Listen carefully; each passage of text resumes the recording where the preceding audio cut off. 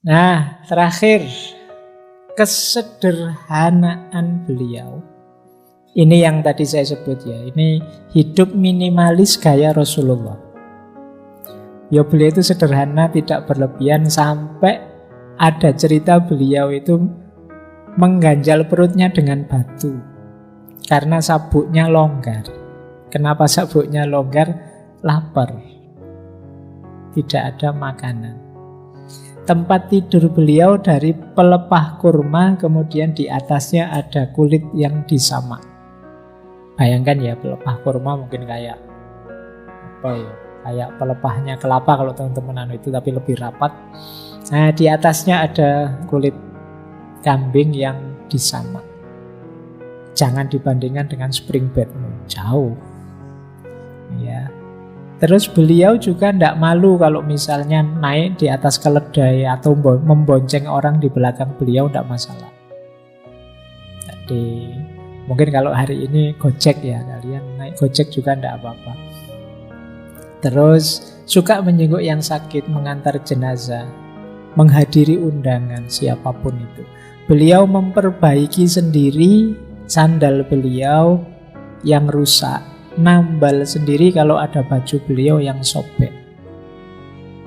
Nah, ini gaya minimalis beliau. Kalau teman-teman hari ini kan tidak begitu. Sepatu saja kan masih bagus ya. Sekarang kan sudah tidak zamannya Pak, ganti merek Pak, trennya bukan ini Pak.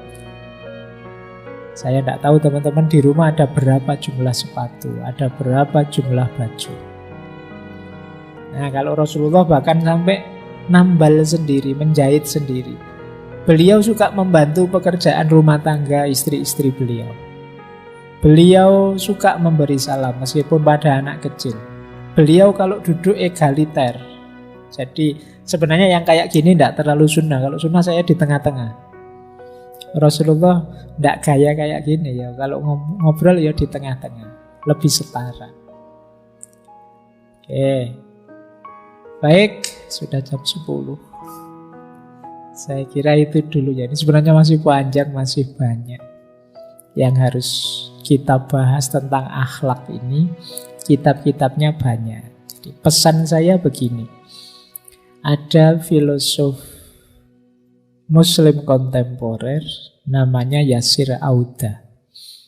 Beliau nulis buku tentang maqasid syariah. Di antaranya menjelaskan tentang meneladani Rasulullah ini. Jadi meneladani Rasulullah itu ya tentu saja kita semua ingin meneladani Rasulullah. Tapi penting juga kita sadari tataran-tataran dalam hidupnya Rasulullah. Jadi Rasulullah itu Nabi dan Rasul sekaligus manusia, sekaligus orang Arab zaman itu. Kebiasaan-kebiasaan Rasulullah sebagai Nabi dan Rasul harus kita ikuti. Ini yang disebut sunnah.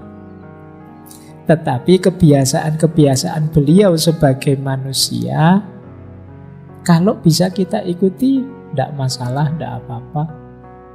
Utama saja. Tapi yang tidak mengikuti tidak berarti kalah utama dengan yang mengikuti. Contohnya misalnya Rasulullah itu suka baju warna hijau misalnya. Beliau suka baju warna hijau meskipun lebih sering pakai baju warna putih, kata Imam Ghazali. Nah, Pak, saya kok sukanya warna merah ya Pak? Berarti saya tidak sunnah. Yang sunnah yang suka warna hijau. Ini kegemaran kemanusiaan. Kalau kebetulan kita cocok dengan warna hijau, alhamdulillah. Tapi orang yang tidak gemar warna hijau tidak berarti lebih rendah dari kita yang gemar warna hijau. Kita tidak boleh merasa aku lebih sunnah dari kamu, aku lebih suka warna hijau, kamu tidak begitu. Jadi ada Rasulullah sebagai orang Arab misalnya. Orang Arab zaman itu misalnya cara berbajunya pakai jubah. Kalau kita di Indonesia kan pakai sarung. Tuh, kalau kita berkenan pakai jubah, cocok, merasa sreg, tidak masalah. Tapi yang tidak pakai jubah tidak berarti lebih tidak mulia dari kita. Wong itu adat, kebiasaan, tradisi. Nah, terkhusus ya yang memang harus kita ikuti yang berhubungan dengan wahyu, perintahnya Allah, risalah kenabian. Kalau ini ya harus kita ikuti. Tapi yang sifatnya manusiawi kita ikuti alhamdulillah. Tapi yang tidak gemar, tidak ikut ke situ, tidak berarti nilainya lebih rendah dari kita yang mampu mengikuti. Ini nanti bisa teman-teman kiaskan macam-macam. Kayak tadi jubah, mungkin gaya makan beliau, mungkin ya beliau makannya kurma, makanya pakai 3 jari. Nah, ya kalau teman-teman pas makan apa pakai 3 jari tidak masalah. Tapi kalau pas makan bubur ayam ya sulit kalau pakai 3 jari. Dan ya, jadi ini perlu membacanya lebih detail ya. Kadang-kadang ada orang yang merasa aku lebih sunnah karena aku pakai baju kayak Rasulullah, aku punya jenggot kayak Rasulullah, aku punya. Nah, yang kayak gini yang mungkin bagi saya agak mispersepsi. Jadi boleh kok saking cintaku pada Rasulullah tak panjangkan jenggotku sebagaimana itu. Atau saya pakai jubah, tidak masalah. Kalau saya kok sulit ya Pak manjangin jenggot, saya sudah mati-matian cuma eceran terus yang keluar ini, tidak bisa banyak karena mungkin gen dan macam-macam. Tidak apa-apa. Bukan berarti yang berjenggot panjang lebih mulia dari yang tidak. Jadi kemuliaan kan tidak dari situ menghitungnya. Kalau sekedar dari jenggotnya ya Karl Marx juga jenggotnya panjang. Ya kan, ukurannya tetap bukan itu. Makanya monggo saja.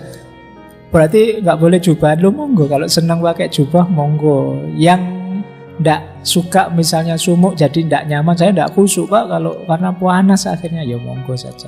Itu bagian dari kebiasaan Rasulullah sebagai manusia, sebagai orang Arab. Kecuali yang ini tadi yang berhubungan dengan risalah tadi. Baik, saya kira itu ya.